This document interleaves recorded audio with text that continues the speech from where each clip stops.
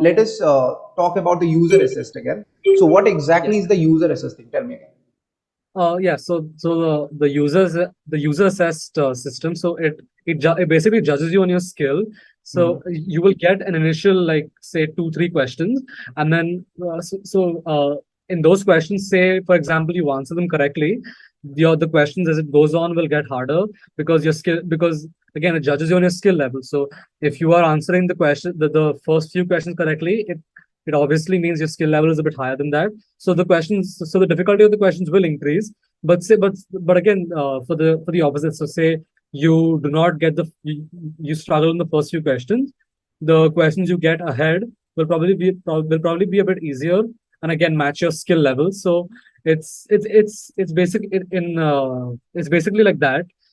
And even though I personally didn't see a huge shift in the difficulty of the questions, but yeah, it still does work like that. Yeah. Okay. So what you are trying to say is, first of all, let's say we will get a question. If we can do this question successfully, the next question will be harder. So Yeah, we won't be able to know whether we have done the right answer or wrong. But if we no, can no. see that the next answer question is coming harder, that means we have a positive note going on. But Yeah, if we so if see that the next question is easier, that means it's kind of the opposite. yeah, Is so it? if you're later on in the paper, if you're like if you find some questions difficult, it is Mhm. probably a positive sign, because it probably means you've been doing the test well, so you have been getting harder questions. Mhm. But yes, it is like that, but there's no way to confirm it exactly. But yeah, Okay. it is a good way to guess. I mean, Right. that And you're is it like section to section that user assessing is processed, or question by no, question I it think becomes done? per question, yeah, Per question only. per question, yeah. Okay. So Because it's it not takes some time. that Like, section one was easy for you, so section two automatically got very difficult. It's not like that. no, not necessarily, no. Okay, okay, okay, okay. Just for the again, I want to highlight this particular weightage of questions and the weightage of time that you will be getting per section. So I'm just repeating it. For English, we'll be getting two sections. In both the sections, reading and writing are combined. Okay, and in both the sections, you are getting 32 minutes, 27 questions each. So section 1 has 32 minutes, 27 questions each, both reading and writing combined, not like the offline mode where reading was separate and writing was separate. Here, both the papers are combined, and you are getting two sections on the same type. So 32 minutes, 27 questions for the first type, 32 minutes, 27 questions for the second type. Then we have a 10 minutes break. In the 10 minutes, it's your call whether you want to take the break or you want to continue the test. It's completely your call. So this 10 minutes is given to you. If you need a break, you can have a break. And after that, we start with the math part.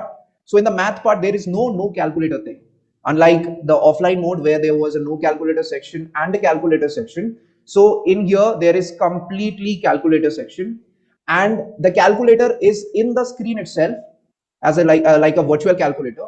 At the same time, you are also allowed to bring the calculator from home based on the calculator options that is given by College Board for the examination. And just like the English, the math section also has two sections, section 1 and section 2. Section 1 will have 22 questions, section 2 will have 22 questions. Each of them will have 35 minutes each. So if we calculate the total time, so 32 minutes and 32 minutes, that is 64 minutes, and here 35 minutes and 35 minutes, that is 70 minutes. In total, we are getting 134 minutes, which is almost 2 hours 14 minutes. And if we add the 10 minutes here, so it's almost 2 hours 24 minutes, which we can say that it is absolutely like 2.5 hours approximately. That is the total time duration for the online SAT examination. Am I correct, Rudra? Yes, yes, Okay. that's true. So this is all about the online SAT format. And also one more thing I wanted to ask you, how was your experience in giving the online and compared to what you have given the offline examination? So which was the better experience, which was the less better experience? I mean, I think both were pretty similar. It wasn't There was nothing wrong in my personal experience, but I would like to add that for the for the online exam, the digital SAT, uh, we had when it was time to log in. So that there is a so the your invigilator will write a certain code with which you have to with which you have to log in and for your exam. But what happened was for many students in the exam, I think especially the one with with MacBooks, they couldn't log in. And eventually, I think after the people who had logged in, after we finished our English section, they were asked to leave because they couldn't find a way to log them into the test. So I think that was the only like um Issue so that you had. yeah, that was an issue that was faced. So Is yeah. it especially with those who are using MacBooks, or is it like Yeah, for in general listeners? so actually, I also use my MacBook, but I was able to log in. But the people who didn't log in, they were all on MacBook. So that was yeah. So but I managed to log in. So I don't think it was for everyone, but I think everyone who didn't log in was still had issues with their MacBook. Okay, so for those who couldn't like log in, so for them they couldn't give the examination. Is it so? No, they couldn't give the examination. They were asked to leave after everyone who was able to log into the exam finished the English section, like both the sections. Then like during the break, they were asked to leave because they couldn't log Okay, in. so that means their exam got cancelled, or you can Cancel. say, okay, all right. Okay, so that is also an important thing.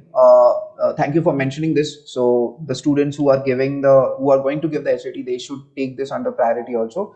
But do you see any kind of remedy to this, like the computer related stuff? Like, have they told I anything about it? I think it was just because it was a pilot, so they are still testing about how this works. I think they will definitely improve it. And of course, like I doubt this will happen on an like from 2023 when the actual testing starts. I doubt this is going to happen. So, but Hmm. since it was a pilot, so it was just an experiment. So Okay. maybe they face some issues on that day, but I don't think it will happen, and it will improve like on the actual test days. Okay. All right. So I think almost we have answered all the questions. Just for the idea that we missed the first part, that yes, if someone wants to enroll for the digital SAT even before the main examination, like even before the 2023, so they can simply go to the college board and they can apply over there. So there is a separate wing where you get the option of digital SAT. You have to book your seats, and I think it's the free version, right? Which you have said, Yeah. the digital SAT, it's free. So the persons who are interested, they can take the digital SAT. It's free, and it's more like a mock, so that you can have the experience of getting the digital SAT before you actually give the real examination starting 2023. So yeah, so that is also another very important thing that we have already discussed. All right, so I think, Rudra, we have pretty much understood the whole thing. So overall experience wise, it's a little more student friendly, since the reading and writing are combined together, plus the passages are on one single page along with the questions. You do not have to turn the page, unlike that in the offline format, Yeah. which is very annoying at the same time, because you have to see the passage and come back to the question, again see the passage. So that thing is not there anymore. Plus calculator also is there, like virtual calculator as well as the offline mode calculator, just in case if someone forgets also, he has got the virtual calculator. So there is also a safe thing here. So overall, these are the perks of the digital SAT.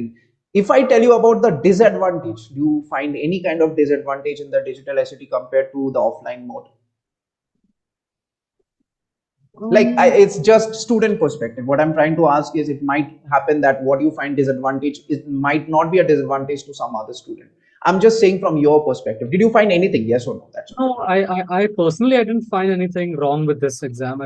Unless you want to count the like on the test day about the students were unable to log in. I Yeah. think I think apart from that, like in the actual test itself, solving it, and I think that was completely fine. There was no issues with that one. So Okay. in that sense, no doubts from or problems for me.